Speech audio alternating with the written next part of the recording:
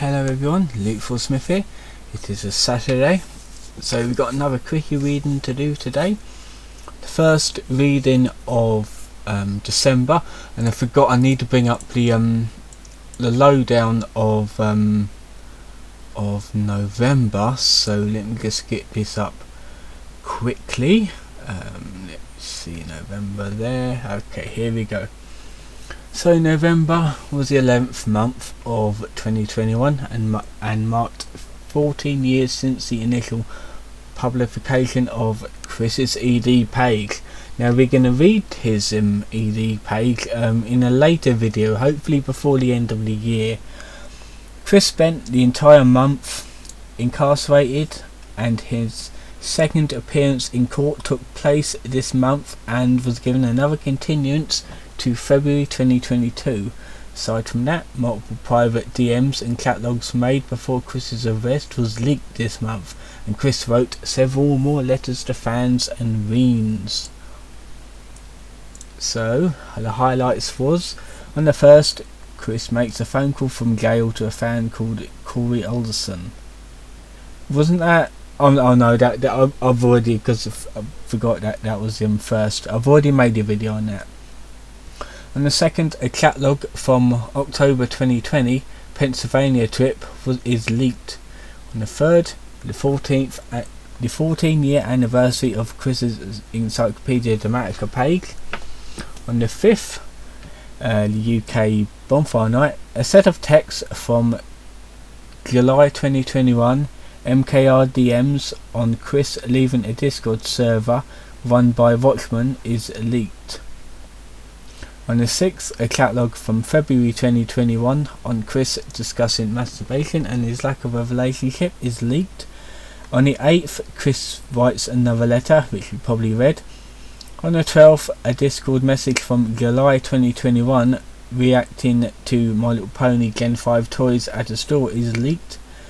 On the 13th, a Gale letter from the 8th of November is revealed by the YouTube channel Stories from the Penitentiary, given a clear image of his mental state and experiences in Gale. We definitely did that one. On the 16th, a Gale letter from the 8th of November is made public by TikTok creator Radio Rabbit Zero on their Twitter account. I think we did that one.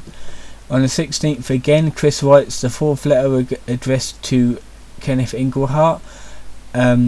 We need to discuss, because he made 2 more letters to Englehart. I do plan on making a video on them letters, reading both of them letters later this week. On the 18th, Chris's second court appearance in his incest trial was to take place, but was given another continuance, this time to the 3rd of February 2022 for unknown reasons. In others, they just wanted to postpone it again while they get more information. On the 23rd, 2 brief DMs from June and July 2021 where Chris had a fantasy enabler toffee rose clue are leaked. On the 24th of November, Gale call from November 1st was released. 25th, Thanksgiving, Chris spent this holiday behind bars and Barb spent it alone and miserable within the Horde Authority in Backland Court. And on the 30th, the Gale letter from the 16th of November is made public. I don't know if I did that one. I can't really remember. Did I do this one? Did I do this one? No, I did not. We need to do more Kenneth Englehart. This is a fucking long one, Jesus. So yeah, that was a lowdown of November. So let's read the actual article of today. The Unholy Quintet. The Unholy Quintet, formerly Trinity and Triad, is a term used by Christorians to refer to the 5 types of people that attempt to interact with Chris but end up receiving backlash and or mockery from others as a result. These include White Knights, those who try to protect Chris for misguided purposes.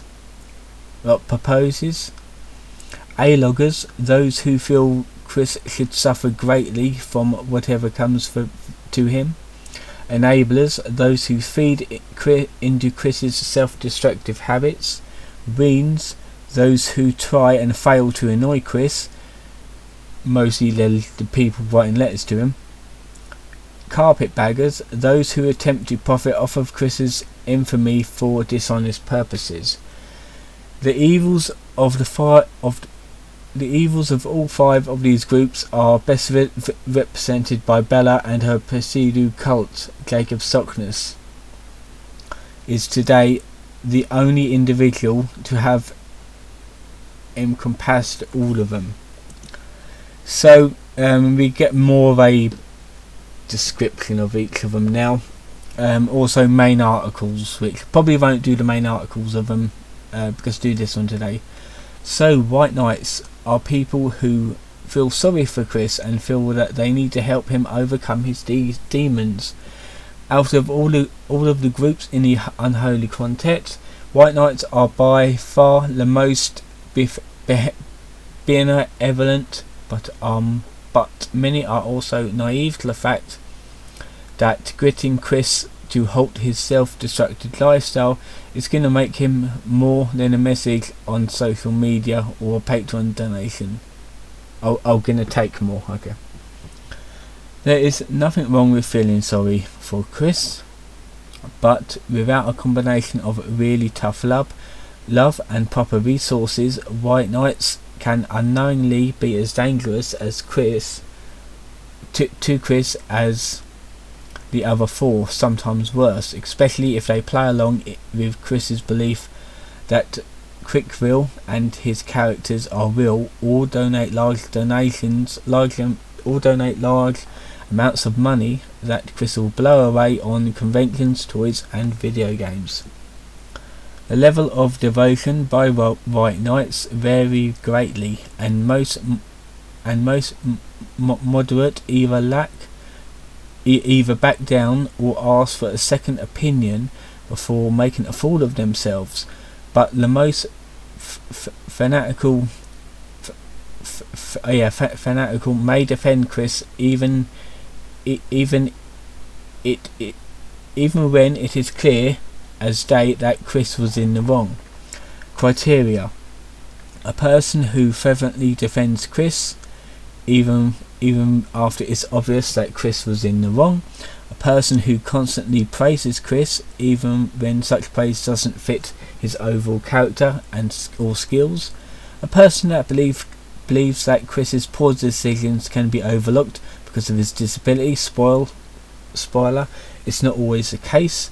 A person who attempts to paint themselves as heroic in the Chris Clan saga, despite having done many morally questionable acts and lying about it to gain fame. A-logs or A-loggers are people who express disproportionate levels of hatred for Chris, often wishing misery or physical harm to him. The term comes from Anthony A. Legato, who would constantly boast about his superiority over Chris and other people, and attempt to frame Chris as evil and not naive in reality. A-logs often sit on the opposite extreme of White Knights. While White Knights try and fail to defend and help Chris, A-logs try and fail to compare Chris to actual tyrants like Theosin Pangostia and Nikolai. That one does not have to mention other certain tyrants to understand how A-logging against Chris makes no sense. Some Reens and miraculous enablers may adapt one or more tactics from A-logs as part of their attempt to ruin Chris's life. Examples include flooding listings of locations that Chris would go with negative reviews about him, or pure extortion in an attempt to brute force misery or physical harm onto Chris. Yeah, do not do that. Don't do that to anybody. Criteria: a person that tries to compare Chris to someone who is genuinely evil, such as a mass murderer or a war criminal. Person that tries to interpret Chris's flaws as a threat to society rather than as a result of bad parenting. Person who wishes misery or physical harm on Chris. Person who celebrates or gloats when something bad happens to Chris. A person who tries to force misery or physical harm onto Chris. That's like the worstest one. A-loggers are the worstest ones. Enablers are people who constantly feed into Chris's bad habits. Unlike all other groups in the quintet, enablers come in all kinds of varieties. Some play along with Chris's beliefs about himself and the rest of the world. Others will donate money to him despite him immediately wasting any kind of money he already owns. All enablers do these things and many more with various intents and purposes.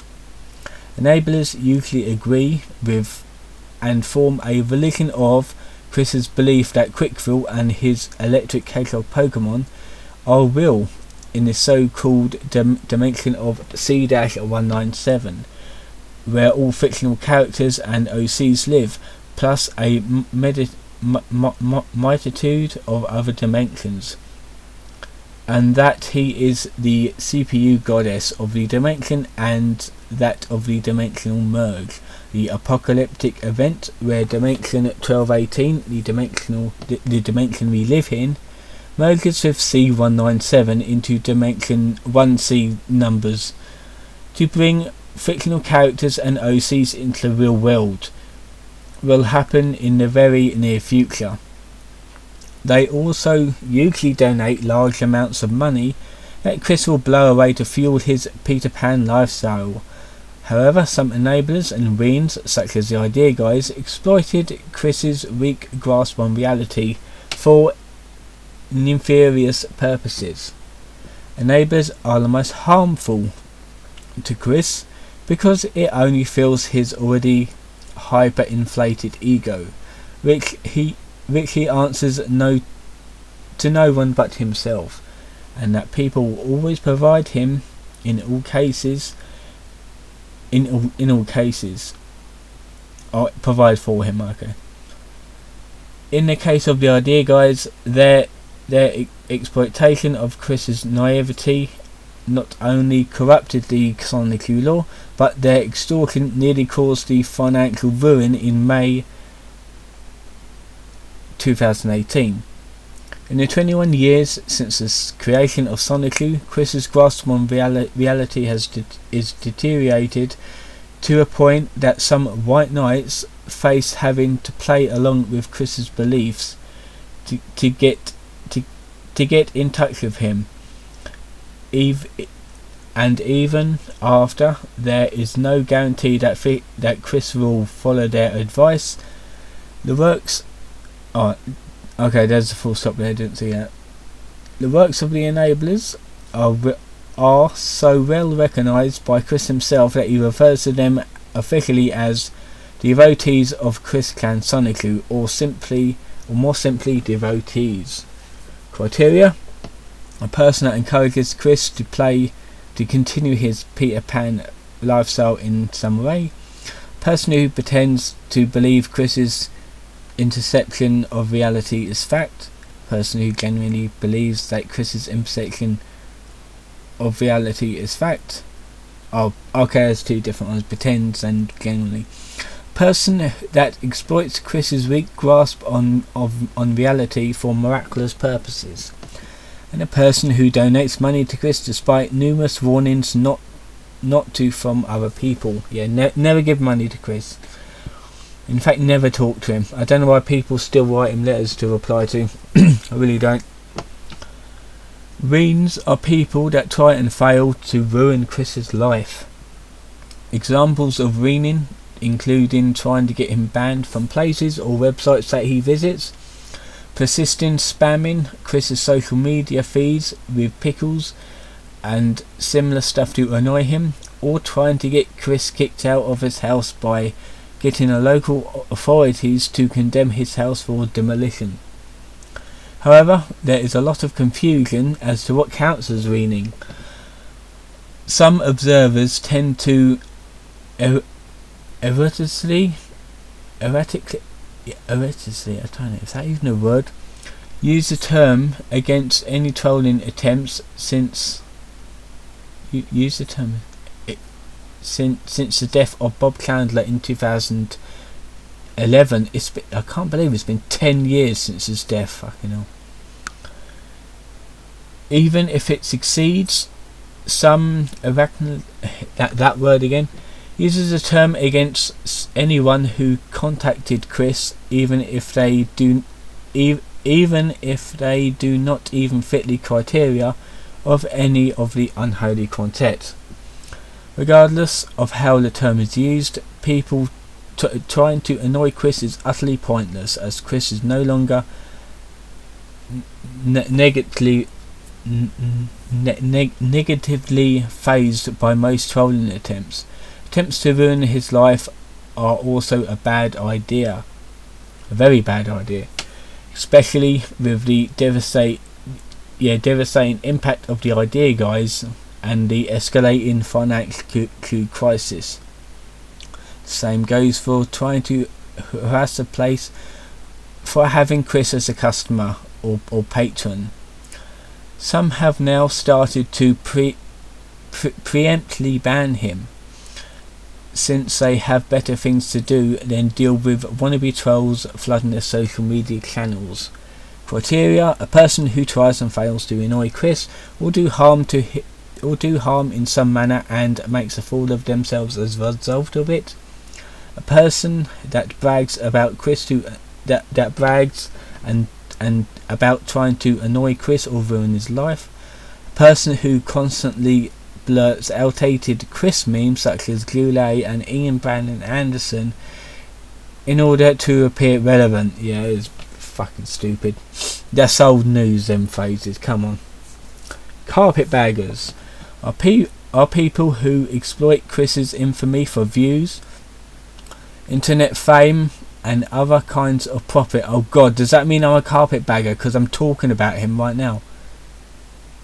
That's the thing, is I'll actually talk about that bit after I do this reading.